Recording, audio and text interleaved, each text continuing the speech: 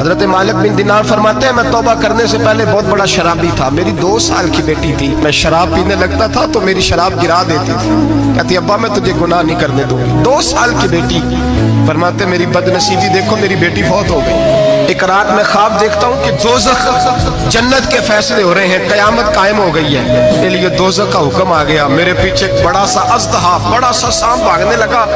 فرماتے ہیں میں دوڑتا جا رہا ہوں، ایک بزرگ نظر آئے، میں نے کہا مجھے بچانا، کہنے لگے بیٹا میں کمزور ہوں، میں نہیں بچا سکتا۔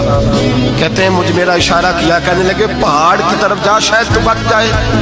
کہتے ہیں میں پہاڑ کی طرف جا رہا تھا تو وہاں سے بیٹی آ رہی تھی، میری بیٹی دوڑتی آئی، میری گود میں بیٹھی اور ازدے سے کہنے لگی دفع ہو جا، تو میرے ابو کو نہیں جلا سکتا۔ کہتے ہیں وہ 2 سال کی بیٹی کی آواز سن کے وہ ازدہ بھاگ گیا، میری گود میں بیٹھ خواب دیکھنا، میری داڑھی سے کھیلنے لگی، کہنے لگی ابا میں تجھے منع کرتی ہوں نا شراب نہ پیا کر شراب۔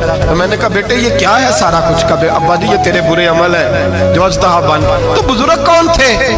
کہنے لگے بیٹے ابا جی وہ آپ کا نیک عمل ہے پر وہ کمزور بڑا تھا، آپ کو بچا نہیں سکا، ابا جی بس کر دیں بس کر دیں، اب آپ برے کام نہ کریں، آپ توبہ کر لیں، جو پچھلے گناہ ہو گئے میں اللہ کی بارگاہ میں سفارش کروں گی، رب آپ کے معاف کر دے گا۔ مالک بن دینار فرماتے ہیں میری آنکھ کھلی تو میں پکی توبہ کر گیا۔